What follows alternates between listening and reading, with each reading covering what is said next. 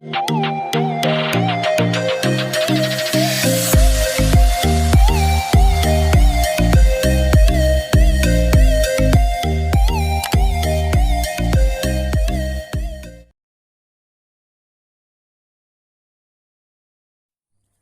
materi pertama yaitu pengantar anggaran bahan mentah. Bahan mentah yang digunakan di dalam proses produksi di sebuah perusahaan dikelompokkan menjadi dua. Yang pertama, direct material atau bahan mentah langsung. Kemudian yang kedua, bahan mentah tidak langsung atau indirect material.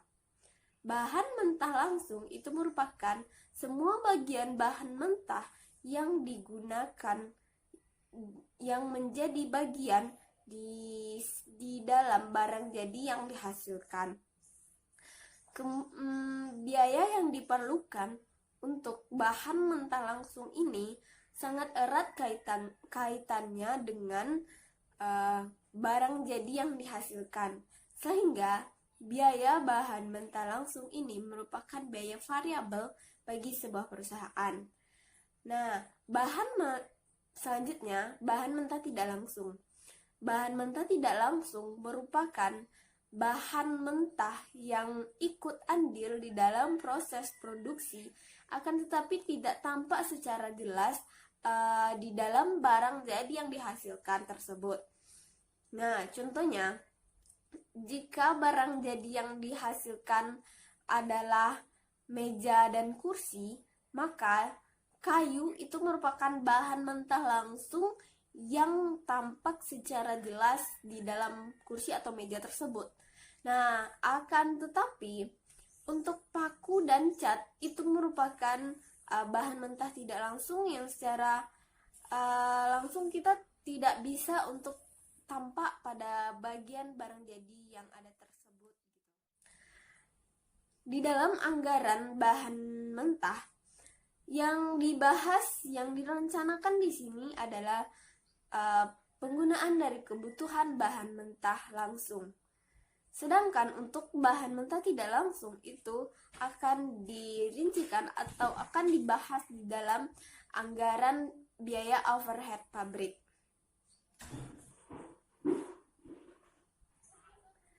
Selanjutnya, materi yang kedua yaitu anggaran kebutuhan bahan mentah. Anggaran kebutuhan bahan mentah ini direncanakan, dibuat dengan tujuan untuk merencanakan jumlah fisik dari bahan mentah langsung yang diperlukan, bukan dari segi nilainya di dalam rupiah. Yang diperlukan di dalam membuat anggaran kebutuhan bahan mentah ini adalah yang pertama, jenis barang jadi yang dihasilkan, kemudian yang kedua jenis bahan mentah yang digunakan, kemudian yang ketiga bagian-bagian yang dilalui di dalam proses produksi, kemudian yang keempat standar penggunaan dari bahan mentah, kemudian yang kelima waktu dari penggunaan bahan mentah tersebut. Standar penggunaan bahan atau yang disebut dengan standar penggunaan bahan atau yang disingkat dengan SP itu merupakan bilangan yang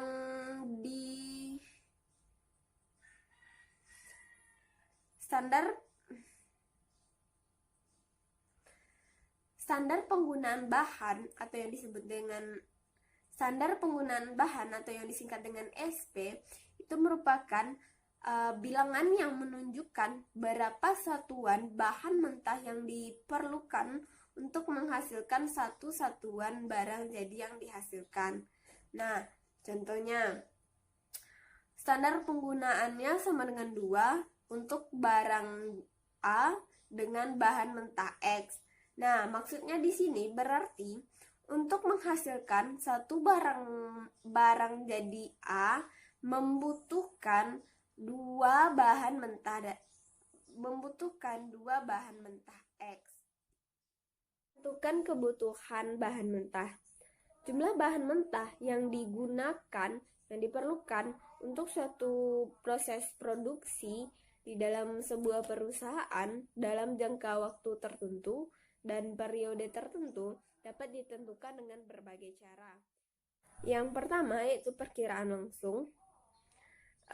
Dengan cara ini lebih banyak resiko yang akan dihadapinya, di mana terlalu besar atau terlalu kecilnya perkiraan. Nah, untuk perkiraan langsung ini akan lebih baik diserahkan kepada pihak-pihak yang telah berpengalaman di dalam produksi sebelum-sebelumnya. Nah, bagi mereka hal ini lebih menguntungkan, di mana lebih nyaman, lebih mudah, lebih cepat, dan lebih ringan biayanya. Berdasarkan perhitungan penggunaan bahan. Standar penggunaan dihitung dengan berbagai cara, seperti dengan melakukan percobaan di laboratorium, dengan menggunakan percobaan khusus di dalam pabrik, dengan mendasarkan diri pada pemakaian nyata waktu yang lalu yang tercatat pada Bill of Material, dan dengan melihat angka penggunaan rata-rata yang ditentukan secara statis.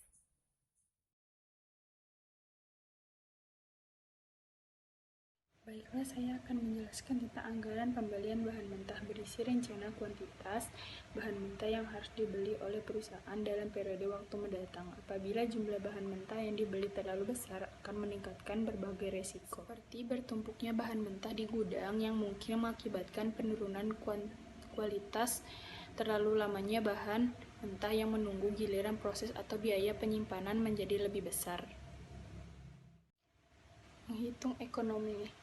Menghitung economical order quantity dipertimbangkan dua jenis biaya yang bersifat variabel, yaitu yang pertama biaya pemesanan, yaitu biaya yang dikeluarkan sehubungan dengan pemesanan bahan mentah.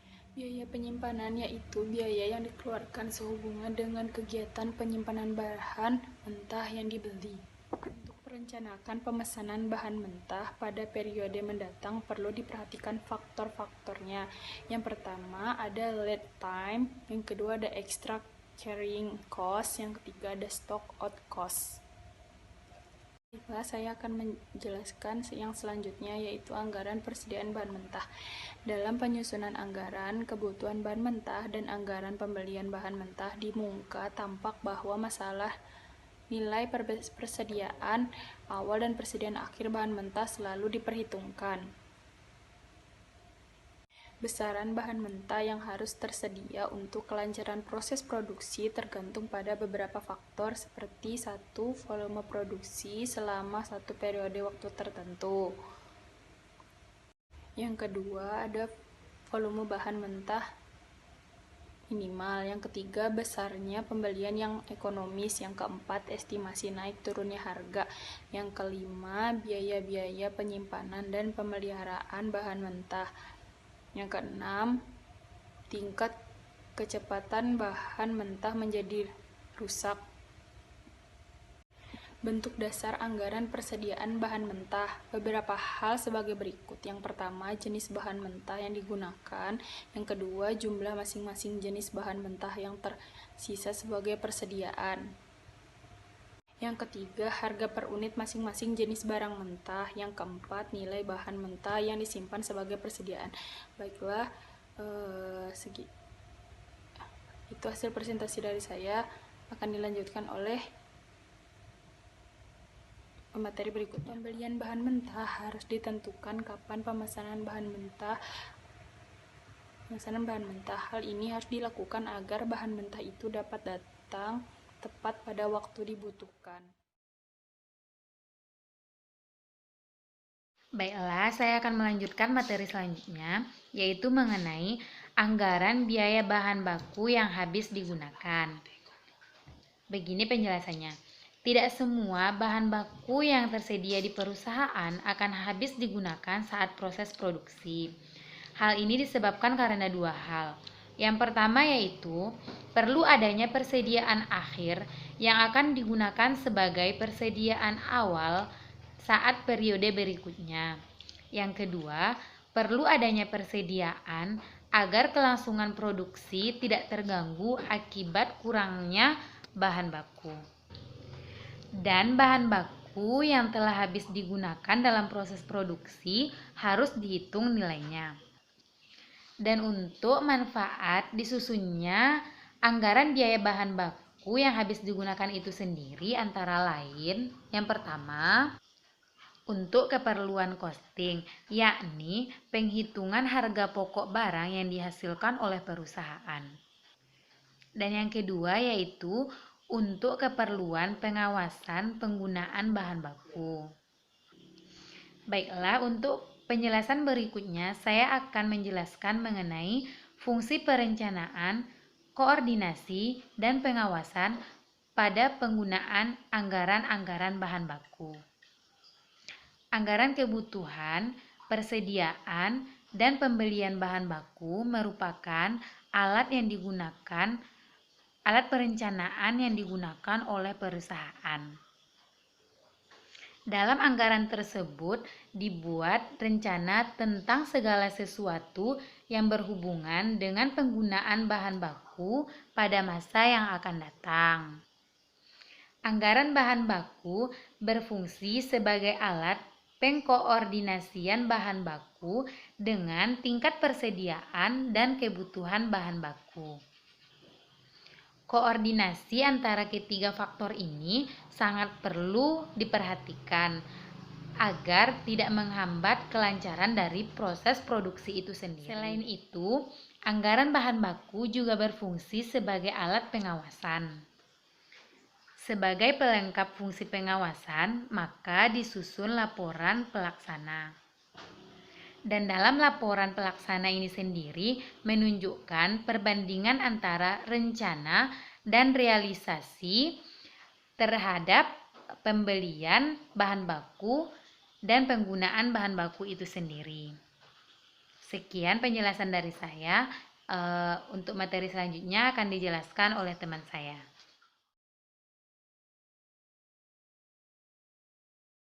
Nah, baiklah, saya akan menjelaskan materi tentang pengertian bahan baku. Nah, apa itu bahan baku? Bahan baku adalah bahan yang membentuk dasar untuk pembuatan suatu produk di mana bahan dapat dikonversi menjadi bentuk lain melalui proses tertentu. Nah, baiklah, saya akan menjelaskan tentang anggaran biaya pemakaian bahan baku. Sebelumnya kita harus tahu itu apa anggaran pemakaian biaya bahan baku. Nah, anggaran biaya pemakaian bahan baku adalah anggaran yang menyediakan informasi tentang kuantitas dan biaya bahan baku yang dikeluarkan untuk memproduksi barang jadi dan jumlah kebutuhan bahan baku. Nah, saya tadi sudah menjelaskan tentang pengertian biaya pemakaian bahan baku. Nah, selanjutnya saya akan menjelaskan mengapa sih anggaran pemakaian biaya bahan baku itu diperlukan dalam suatu perusahaan. Nah, ini jawabannya. Karena dengan menyusun anggaran pemakaian bahan baku, perusahaan dapat mengetahui bahan apa saja yang diperlukan dan berapa jumlah bahan baku yang akan dibeli untuk memproduksi sejumlah barang. Jadi, akan diproduksi tidak menggunakan pemakaian bahan baku sesuai dengan standar kebutuhan perusahaan tersebut. Nah, selanjutnya yaitu faktor-faktor yang mempengaruhi anggaran pemakaian bahan baku. Nah, faktor-faktor yang harus dipertimbangkan dalam penyusunannya adalah yang pertama, budget unit yang harus diproduksi, khususnya tentang kualitas, kuantitas barang yang akan diproduksi dari waktu ke waktu selama periode yang akan datang. Nah, yang kedua yaitu berbagai standar pemakaian bahan dari masing-masing jenis bahan mentah untuk proses produksi yang telah ditetapkan perusahaan.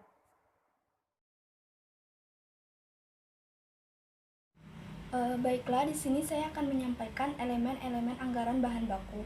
Nah, di mana elemen-elemen anggaran bahan baku di sini dibagi menjadi 4. Yang pertama yaitu anggaran kebutuhan bahan baku, lalu yang kedua yaitu anggaran pembelian bahan baku, yang ketiga yaitu anggaran persediaan bahan baku, dan yang keempat yaitu anggaran biaya pemakaian bahan baku. Nah, di sini saya akan menjelaskan yang pertama yaitu anggaran kebutuhan bahan baku. Nah, di mana anggaran kebutuhan bahan baku di sini adalah anggaran yang disusun sebagai suatu perencanaan yang dibutuhkan untuk keperluan produksi pada periode yang akan datang. Nah, anggaran kebutuhan bahan baku di sini merincikan sebagai berikut. Yang pertama yaitu jenis bahan baku yang digunakan, lalu yang kedua yaitu jenis jenis masing-masing pada barang yang akan diproduksi, lalu yang ketiga yaitu waktu dan standar penggunaan pada bahan baku. Nah, selanjutnya yang kedua yaitu anggaran pembelian bahan baku. Nah, di mana anggaran pembelian bahan baku itu adalah anggaran yang disusun sebagai suatu perencanaan yang harus dibeli untuk periode yang akan datang. Nah, di sini anggaran pembelian bahan baku juga merincikan sebagai berikut. Yang pertama yaitu jenis masing-masing barang yang harus dibeli, lalu harga persatuan atau per unit bahan baku. Nah, selanjutnya yang ketiga yaitu anggaran persediaan bahan baku. Nah, di mana di sini anggaran persediaan bahan baku adalah suatu perencanaan yang disusun untuk menyimpan suatu bahan baku sebagai persediaan. Nah, di mana di sini anggaran persediaan bahan baku juga merincikan sebagai berikut. Yang pertama yaitu masing-masing barang harga masing-masing barang yang digunakan dalam proses produksi. Lalu yang kedua yaitu jenis bahan baku yang tersisa sebagai persediaan. Selanjutnya yang keempat yaitu anggaran biaya pemakaian bahan baku, di mana anggaran biaya pemakaian bahan baku di sini adalah bahan baku yang digunakan atau dibeli oleh perusahaan itu terdiri dari dua. Yang pertama yaitu bahan baku yang digunakan dalam proses produksi, dan yang kedua bahan baku yang disimpan di gudang sebagai persediaan. Nah, tujuan dari disusunnya anggaran biaya pemakaian bahan baku itu sendiri adalah sebagai perhitungan harga pokok produk dan sebagai fungsi pengawasan penggunaan bahan baku. Mungkin itu dari saya. Sekian, terima kasih.